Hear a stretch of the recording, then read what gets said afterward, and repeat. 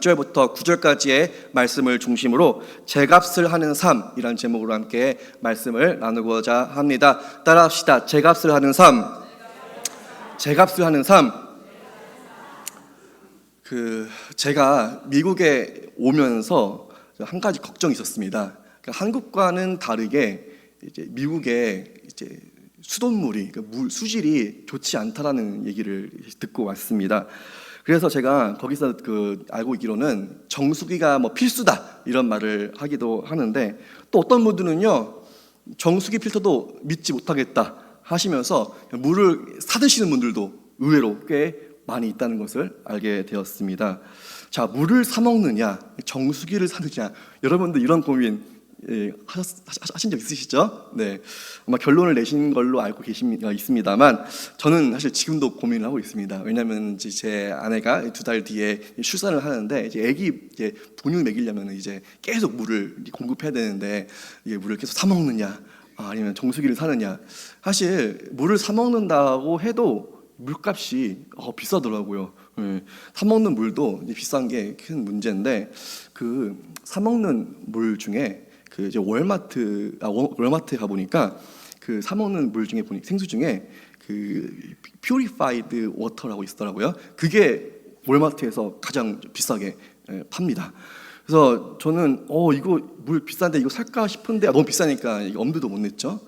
그래서 인터넷에 찾아보니까 월마트보다 더 비싼, 세상에서 제일 비싼 생수가 있다는 것을 발견을 했습니다. 인터넷을 보니까 세계에서 제일 비싼 생수가 바로 블링이라고 하는 생수인데요. 사진 볼까요? 네, 저게 750ml, 즉 1.5리터 콜라의 반밖에 안 되는 그런 작은 사이즈이죠. 저 750ml 블링 생수가 한 병에 가격이 얼마인지 아십니까?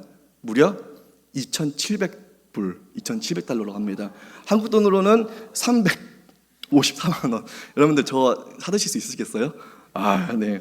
저 물을 마시면 한 3박 4일 동안 목이 마를지 안 마를지 모르겠지만은, 도대체 저 블링 생수가 뭐길래, 무슨 물이길래 왜 이렇게 비싼가? 한번 사이트를 들어가 봤더니 설명에 남미 대륙의 최남단 지역의 남북 대륙과 맞닿아 있는 비가에서 생성된 물이라고 이제 하면서 세계에서 가장 깨끗하다, 순수하다라고 이제 소개를 하고 있었습니다. 그러면서 한 병 750ml를 2,700달러에 팔고 있는 겁니다.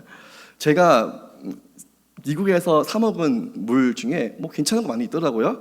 제가 홍보대사는 아니지만은 미국의 커클랜드 물이라고 해가지고 커클랜드 워터가 값도 저렴하고 부담도 없습니다. 사실 1달러짜리 커클랜드 물이나 2,700달러짜리 블링 생수나 사실 그렇게 별 다를 바 없을 것 같은데 왜 저렇게 비쌀까 봤더니 비쌀수록 잘 팔린다라고 하는 그런 고가 마케팅을 하기 때문이라고 이야기합니다. 사실 비싼 물건, 값을 하면 좋죠. 그러나 거의 대부분의 많은 사람들이 좋은 것이라고, 비싼 상품이라고, 고급 물건이라고 구매를 했지만 물건값만큼 쓸모있고 유용한 물건이냐라고 했을 때 그렇지 않다라고 하는 분들이 의외로 많다고 합니다. 어떤 것은 비싼 값을 주고 샀는데도 별로 그 값을 못하는 것도 있고, 또 어떤 것은요 비싼 값을 지불했는데도 그만큼 값어치를 하는 물건도 있습니다. 근데 반대로 싼 가격에 좋은 물건을 구매를 했다라고 한다면은 그걸 가지고 우리가 정말 잘 샀다, 대박이다라고 이런 표현을 하기도 하죠. 옛말에 싼 게 비지떡이란 말이 있지 않습니까? 사실 또 제가 한국에 있을 때 이제 한국에 있는 젊은 애들이 쓰는 말 중에 하나가 뭐냐면은 이제 득템이란 말이 있으면, 득템 들어보셨어요? 득템, 즉 아이템을 획득했다, 좋은 아이템을 가성비 있게 내가 획득했다, 득했다라고 해가지고 득템이란 말을 쓰기도 하는데, 싼 가격에 가성비 좋은 물건을 내가 구입했다라고 해서 이제 그런 의미에서 득템했다라는 이런 말을 쓰기도 합니다. 제가 사실 또 홍보 대사는 아니지만 이 TJ 맥스를 가보니까 TJ 맥스나 그런 마샬 이런 데 가보니까 타겟 같은 데는 비싼데 정말 비싼 물건들을 같은 품질에도 불구하고 값이 쌉니다. 저렴해요. 그래서 혹시 몰라서 제가 인터넷을 찾아봤어요. 찾아보고 그 가격을 그 물건을 검색해봤더니 오히려 아마존보다도 더 저렴한 거예요. 그럼 이건 진짜 가성비 있는 물건이다. 이거는 꼭 사야 된다 하면서 그 물건을 사기도 합니다. 그래서 득템했다. 이건 정말 좋은 물건이다. 가성비 좋은 물건이다 하면서 구매를 하게 되는데요. 사실 우리도 가성비 좋은 물건 좋지 않습니까? 기왕 사는 거 같은 물건이면 좀 싼 가격에 또 같은 가격이면은 좋은 물건 구매하고 싶은 것이 어쩌면 우리들의 마음일 수 있습니다. 그래서 기왕이면은 더 좋은 것, 성능 좋은 것, 저렴한 것 필요로 하는 것이죠. 즉 제값을 하고도 남는다라고 해서 우리는 가성비 좋은 물건이다 또는 득템이다 이런 표현을 쓰기도 합니다. 사람도 마찬가지예요. 우리 사람들에게도 값어치가 있고 가치가 있습니다. 그래서 어떤 사람들은요, 오늘 제목의 말씀처럼 제값을 하는 삶을 사는 사람도 있고 또 제값을 하지 못하는 삶을 사는 사람들도 있다라고 하는 것이죠. 바라기는 제값을 하고도 남는 그런 가성비 넘치는 의미 있는 인생 사시는 우리 모두가 되시기를 축원드립니다. 꼭 필요한 인생 사시는 우리 모두가 되기를 주님의 이름으로 축원드립니다. 이것을 오늘 본문 말씀에서는 이 제값, 제 역할을 잘하는 이 꼭 필요한 사람이 될 것이라고 하는 사실을 이 비유를 통해서 오늘 말씀을 해주고 있습니다. 그 내용을 보면요, 땅 주인이 있습니다. 이 땅 주인이 그 포도원을 운영하고 있는데 무화과 열매가 너무 먹고 싶은 거예요, 갑자기. 그래가지고 이 땅을 관리하고 있는 이 포도원 지기에게 부탁을 합니다. 내가 무화과 열매가 너무 먹고 싶다. 그러니 무화과 나무를 이 땅에다가 심어라. 그리고 나서 3년이나 애지중지하면서 잘 키웠는데도 열매를 맺지 못하는 거예요. 그러니까 땅 주인이 이야기하죠. 이 땅만 차지하고 있는, 열매를 맺지 못하고 있는 저 나무가 뭐냐? 가성비 좋지 못하다, 가성비 떨어진다, 값어치 없는 나무다 라고 하면서 땅만 버리겠느냐 하면서 찍어버리라 라고 이제 단호한 결단을 하게 되는 것이죠. 어떻게 보면 무서운 이야기일 수 있습니다. 서두에 제가 이 값비싼 이 생수 이야기를 한 이유가 무엇이냐면 바로 저와 여러분들이 하나님 안에서 값어치 있는 인생, 특별히 제값을 하는 인생을 살기를 원한다는 그런 마음 가운데 이야기를 한 것이었습니다. 자, 그러면은 우리가 어떻게 살아갈 때에 우리는 하나님 안에서 제값을 하며 살아갈 수 있을까요?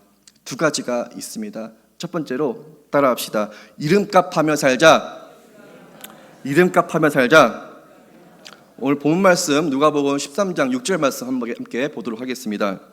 이에 비유로 말씀하시되 한 사람이 포도원에 무화과 나무를 심은 것이 있더니 와서 그 열매를 구하였으나 얻지 못한지라 말씀합니다. 자, 한 사람이 포도원에 무화과 나무를 심었다라고 합니다. 자, 포도원 한켠에 뭘 심었어요? 무화과 나무를 심었는데 그 땅 주인이 무화과 나무 열매를 너무 먹고 싶었나 봐요. 자, 무화과 나무가 왜 무화과 나무예요? 무화과라고 하는 열매를 맺기 때문에 그 이름이 붙여진 거란 말이죠. 그냥 쓸데없이 이건 무화과 나무야 라고 하는 게 아닙니다. 반대로 또 사과나무가 왜 사과나무예요? 사과 열매를 맺기 때문에 사과나무라고 부르는 겁니다. 그럼 포도나무는 왜 포도나무예요? 포도 열매를 맺기 때문에 포도나무라고 부르는 것이죠. 그 지난주 토요일 날 그 청년들이랑 사모님이랑 같이 함께 여기서 2시간 걸리는 이제 미주리에 있는 농장에 가서 이제 애플 피킹이라는 걸 처음 한번 해봤습니다. 애플 피킹이 뭐예요? 좀 몰랐어요. 처음에 몰랐는데 알아보니까 쉬운 말로 일정 돈을 내고 사과를 마음껏 딸 수 있는, 물론 이게 정해졌죠. 사과를 막 딸 수 있는 그런 이제 체험인데요. 이제 보니까 각 사과 나무마다 이름이 있어요. 보니까 어떤 거는 후지, 어떤 거는 뭐 레드델 뭐 이렇게 있더라고요. 근데 이제 제가 생전에 이제 사과나무를 이렇게 따는 것을 처음 경험을 해봤는데요. 의외로 재밌는 거예요. 따는 게 재밌는데 신기했습니다. 그러면서 이게 사과나무구나. 사과나무 좀 처음 본다. 정말 많이 열렸네 하면서 사과를 하나씩 하나씩 따기 시작했습니다. 그러면서 드는 생각이 우리 집 앞에도 사과나무 한 그루만 딱 갖고 왔으면 좋겠다, 이런 생각을 하게 되었습니다.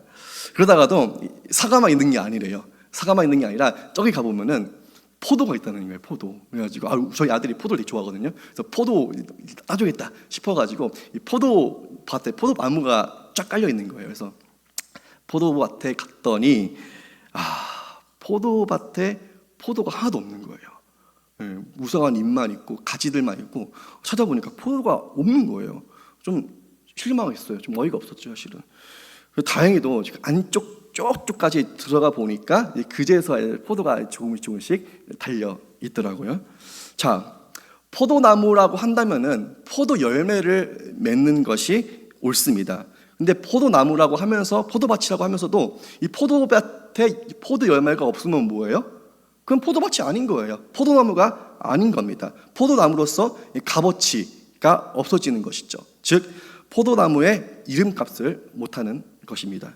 이름값을 하려면요, 사과나무에게는요 사과 열매가 맺어져야 되고요, 포도나무에게는요 포도 열매가 맺어져야 하는 것입니다. 또 무화과 나무는요, 무화과라고 하는 열매가 맺어질 때 그래서야 비로소야 그 나무가 이름값을 하는 나무가 되는 것이죠.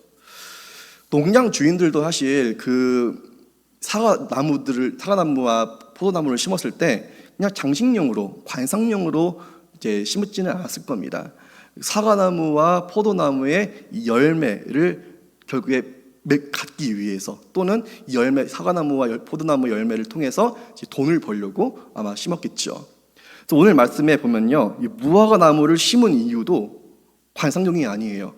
주인이 무화과 열매를 너무너무 먹고 싶어서 그 무화과 나무를 심었는데 그 무화과 나무는 이름값을 하지 못했습니다. 그렇기 때문에 찍어버리라 라고 하는 주님의 경고를 듣게 된 것입니다. 세상의 모든 사물에는요 이름이 있습니다. 그 이름에는 합당한 기능과 역할이 담겨져 있는데요, 그래서 이름값하는 사물, 이름값하는 물건이 되는 것입니다. 그 체중계는 왜 체중계예요? 우리의 몸무게를 정확하게 측정해 주기 때문에, 알려주기 때문에 체중계입니다. 그런데 이 체중계가 이상해가지고 저처럼 날씬한 사람이 올라가면 막 100kg 나오고, 제 아이처럼 날씬한 어린이가 올라가면 막 50kg 나오고, 이러면은 체중계는 제 역할을 하지 못하는 겁니다. 그 체중계라고 하는 이름값을 못하게 되는 거거든요.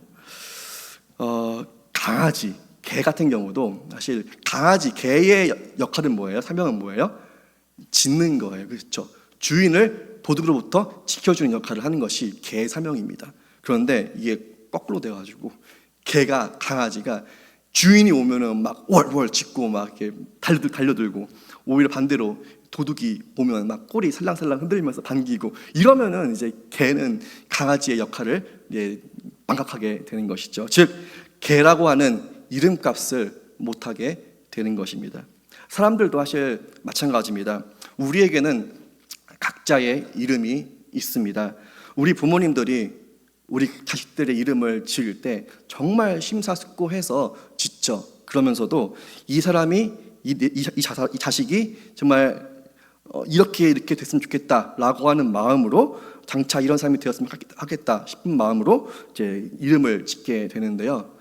저도 사실 이제 셋째 이름을 아직 못 지었어요. 아직 계속 고민하고 있습니다만 한번 공모전을 해보고 싶긴 한데, 제 딸이 이제 다희라는 이름인데, 다희라는 이름은 이제 그 마늘 따자에 햇빛 희자라 해가지고 많은 사람에게 햇빛을 비춰주는 그런 밝은 아이가 되라, 이런 이름으로 지었는데, 다희가 막 계속 막 울고 짜증내고 하면은 다희는 이름값을 하지 않는 거죠. 네.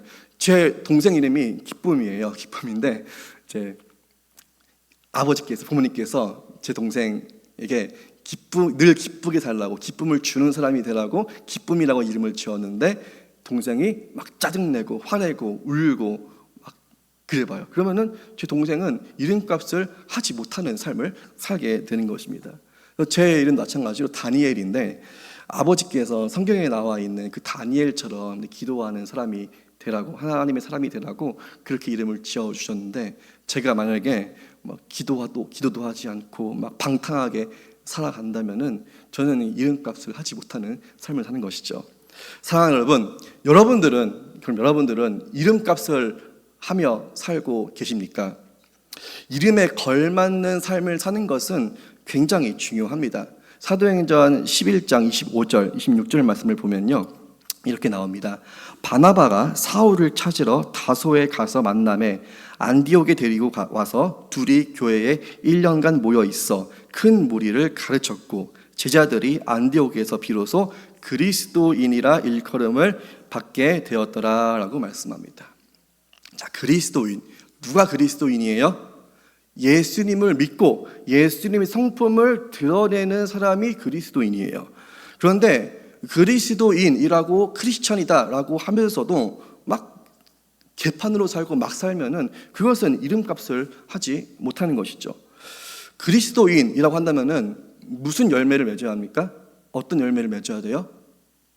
성령의 9가지 열매를 맺어야겠죠. 사랑, 희락, 화평, 오래 참음, 자비, 양성, 충성, 온유, 절제와 같은 성령의 열매가 우리 삶 가운데 드러나야지, 아, 저 사람은 진짜 기독교인이다, 저 사람은 진짜 예수 믿는 사람이다 라고 세상 사람들로부터 말이 나오는 겁니다. 그런데 이름은 기독교인인데 성령의 열매를 맺지 않는다 라고 한다면은 그것은 기독교가 욕먹는 것이죠. 그러므로 우리는 정말 기독교인, 그리스도인, 이 크리스천이라고 하는 그 이름에 걸맞게 성령의 열매를 맺는 삶을 살아야 합니다. 즉 이름값하며 사시기를 주님의 이름으로 축원드립니다. 특별히 오늘 보니까 오늘 우리 모두에게는요, 순복음 시카고 교회 성도라고 하는 이름들이 다 있습니다. 그런데 우리가 예수 믿는 순복음 시카고 교회 성도라고 하면서 우리가 맺는 열매는 뭐예요? 예수님의 사랑이 아니고 전도의 열매가 아니고 그냥 세상 사람과 별 다를 바 없는 열매를 맺거나 열매를 맺지 못한 삶을 살아간다라고 한다면은 우리는 주님의 경고를 듣는 것입니다.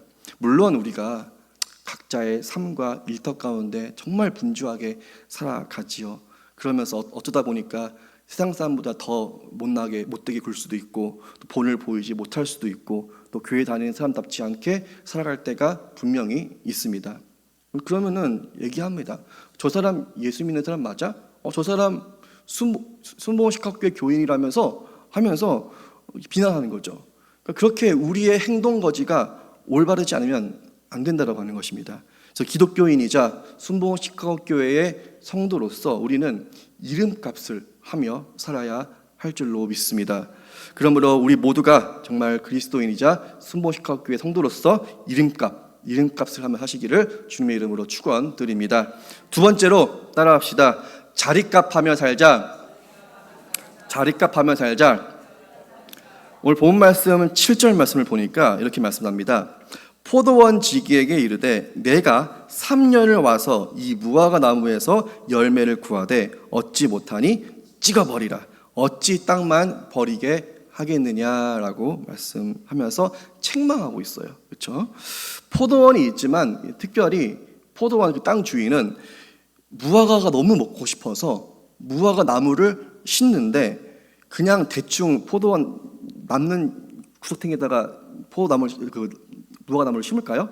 아니에요. 정말 먹고 싶으니까 포도밭 중에서도 가장 좋은 장소 또는 햇볕이 잘 들고 공기가 잘 통하는 그런 명당 중에 명당에 분명히 무화과 나무를 심으라고 했을 겁니다. 그런데 그렇게 해놓고 과언지기한테도 신신당부를 했을 거예요. 과언지기야, 내가 정말 무화과 나무를 열매를 먹고 싶어서 이 무화과 나무를 세우려고 하는데 잘 관리해야 된단다.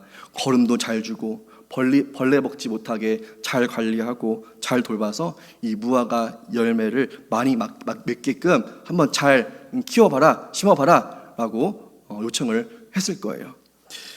당부를 하고 첫째 해에, 그 다음 해에 찾아가서 봤는데 열매가 없는 거예요. 잎만 무성해진 거예요. 줄기만 우거져 있는 겁니다. 열매가 없습니다. 실망하죠. 에이, 그래, 뭐 1년밖에 안 된 나무니까 뭐 그럴 수 있지 싶어서 그 다음 해에 기대하는 마음으로 그 다음 해에 찾아갔더니 또 없는 거예요. 왜 열매가 없지? 왜 열매가 없지? 걱정하죠. 그러다가 그래 3번이다 해서 3년까지만 기다려보자 해서 세 번째 해에 갔더니 또 열매가 없는 거예요. 화가 나는 거죠. 이제는 분노가 이제 차오르는 겁니다. 그러면서 얘기를 합니다. 어찌 땅만 버리겠느냐? 차라리 그 나무를 찍어버리라라고 명령을 하게 되는 것입니다. 자, 자리값을 했으면 그 귀한 자리, 그 햇볕 드는 귀한 자리값을 했으면은 그 자리값을 해야 되는데 그 무화과 나무는 자리값을 하지 못했습니다. 그래서 우리는 자리값하며 사는 삶을 살아야 하는데요. 하나님께서는 각자에게 각자의 자리를 주셨습니다. 남자들에게는요, 남편들에게는요, 이제 가장의 자리를 잘 지키라고 사명을 주셨고요. 또 아내들에게는요, 이 아내의 자리를 잘 지키셔야 하고요. 또 장로님들은요, 장로님들의 자리를 잘 지키셔야 하고요. 권사님들은요, 권사님들의 자리를, 구역장님들은요, 구역장님들의 자리를, 봉사하시는 분들은요, 봉사의 자리를 잘 지키셔야 합니다. 그렇죠? 사모님들은 사모님의 자리를, 청년들은 청년의 자리를, 또 어린이라면요, 교회 학교의 자리를 잘 지켜야 합니다. 무엇보다도 우리 예수 믿는 그리스도인이라고 한다면 우리는 이 성전, 이 예배당 자리를 잘 지켜야 하는 것입니다. 자리를 정말 소중하게 여기는 거 중요합니다. 자리를 지키는 거 정말 중요한데 이 자리를 차지했으면 그 자리에 맞는 합당한 삶을 사는 것, 열매를 맺는 것, 자리값 하는 것 정말 중요하다라고 하는 것이죠. 우리가 자리값 하지 못한다라고 한다면, 열매를 맺지 않는다라고 한다면 주님께서 한두 번 정도는 뭐 참아주시고 봐주실지 모르겠지만 이 나무는 열매를 맺지 못하니 찍어버리라 라고 이제 경고하고 분노하실 수도 있다라고 하는 것입니다. 또한 우리가 있어야 할 자리, 앉아야 할 자리가 있는데 그렇지 못한 자리와 앉아야 할 자리와 앉지 말아야 할 자리를 잘 우리는 분별해야 하는 것도 중요합니다. 사실 모든 물건이 각자의 자리, 각자의 제자리에 있을 때 가장 보기가 좋거든요.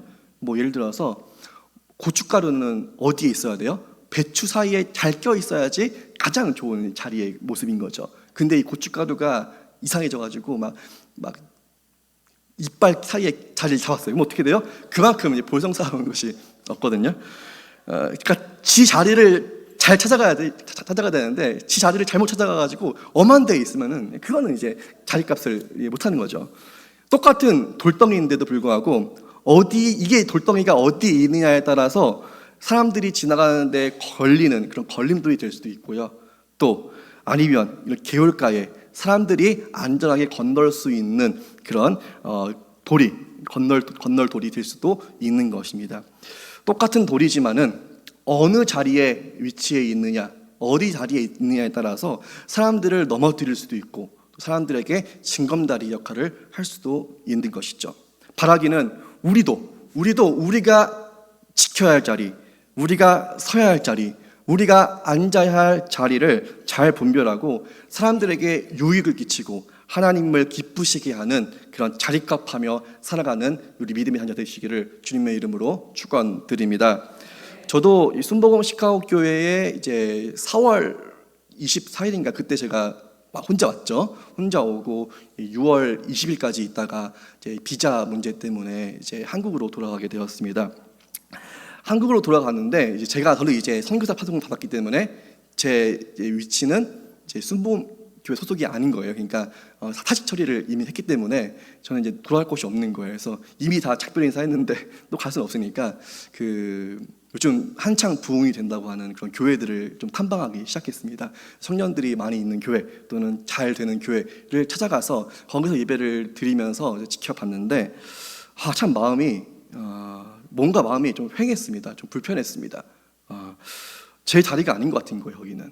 그래가지고 그리고 이제 8월 15일 날 이제 시카고 오헤어 공항으로 이제 도착해가지고 이제 마운트 프로스펙트에 우리 순복음 시카고 교회에 딱 왔을 때 여기가 내가 있어야 할 자리구나 하는 그런 느낌을 받았습니다. 그리고 제가 업무를 다시 이제 시작하는데 이게 몸에 익어가지고 이제 자연스럽게 나오는 걸 보면서 내가 내 자리를 잘 되찾았구나 싶은 마음이 들었습니다. 그리고 부목사로서 정말 담임 목사님을 잘 보좌하고 성도님들을 잘 섬기고 행복한 목회로서 전 제 자리를 잘 지키고 싶습니다. 사랑하는 여러분, 그런데 우리는 정말 자리값 하지 못하고 살아갈 때가 의외로 많이 있다고 하는 것이죠. 저도 사실 처음에 목사 안수를 받았을 때 정말 내 인생 기꺼이 하나님께 드리겠습니다, 이런 결단을 했음에도 불구하고 제가 정신없이 사역하면서 살다 보니까 어느 순간에는 제가 생계 유지에 전전긍긍하는 그런 제 모습을 발견할 때가 있었습니다. 여러분들도 분명히 이제 임직식, 장로 장립을 받거나 권사 취임식을 하거나 안수 집사식을 할 때 또는 침례식을 할 때에 정말 내가 우리 순복음 시카고 교회의 성도로서 일원으로서 내가 정말 충성하겠습니다, 봉사하겠습니다, 이 자리를 제가 잘 지키겠습니다 라고 결단하고 다짐하지 않았습니까? 그런데 하지만 우리가 정말 분주하게 살아가다 보니까 우리가 우리 자리를 지키는 것을 잊고 살아갈 때가 있었습니다. 특별히 기도의 자리를 지키지 못할 때가 있는 것 같습니다. 사실 우리가 주일 예배 때 일주일에 한 번 와가서 기도를 하는데 그 기도가 좀 부족할 수도 있습니다. 그래서 우리 교회는 새벽 예배가 있고요, 또 금요 열린문 기도회가 있고요, 또 목요일마다 저녁 8시마다 가정을 위한 중보 기도회 모임이 있습니다. 그 자리가 있는데요, 저는 특별히 우리 순복음 시카고의 성도님들 모두가 성도라고 한다면 특별히 이 예배의 자리, 기도의 자리 꼭 지키셨으면 좋겠습니다. 우리가 기도하지 않으면 누가 우리 순복음 시카고 교회를 위해서 누가 기도하겠습니까? 우리밖에 없습니다. 계속해서 코로나가 다시금 확산세를 보이고 있습니다. 변종 바이러스까지 계속해서 확산을 하고 있습니다. 정말 어쩌면은 심하면 다시 많은 것들이 축소될 수도 있고 정말 심하면 대면 예배까지 제한될 수도 있는 것이죠. 오히려 지금 이 시기에 위험이 지금 모락모락 발생할 이 시기 때 이런 시기와 때일수록 우리는 순복음 시카고 교회 성도라고 하는 그 이름과 자리가 있다고 하는 것을 잊지 마시고 그 자리를 지켜 기도해야 하는 것입니다. 예배의 자리, 기도의 자리 지킴으로써 무화과 나무가 열매를 맺듯이 우리의 기도에도 응답의 열매가 맺어지기를 주님의 이름으로 축원드립니다. 오늘 말씀 가운데 이 두 가지의 핵심이 있었습니다. 포인트가 있었죠. 이름값하며 살아야 하고요, 자리값하며 살아야 합니다.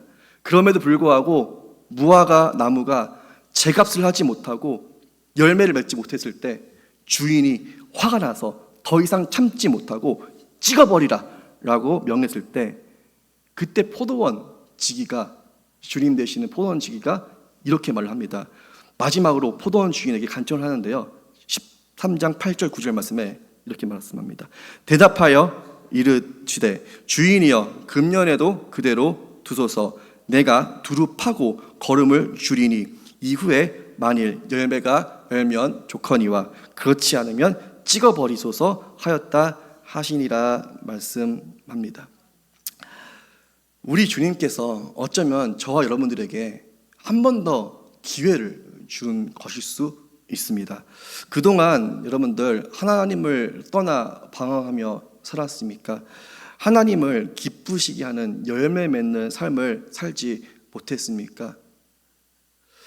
이름값하며 자리값하며 제값하며 살아가시는, 제값 그 이상의 가치 있는 인생, 가성비 있는 인생을 살아가시는 저와 여러분 되시기를 축원드립니다. 우리가 정말 이름값 하지 못하고 자리값 하지 못해서 결국에 열매 맺지 못한 삶을 통해 주님 앞에 꾸중받아서 찍어버리라 라고 하는 그런 경고를 듣는 대신에 잘하도다 충성된 종아, 네가 작은 일에 충성하였으니 더 큰 일을 내게 맡기리니 내 주인의 즐거움에 참여할지니라, 내 주인의 즐거움에 참여할지니라 라고 칭찬 듣고 축복받는 저와 여러분 되시기를 주님의 이름으로 축원드립니다.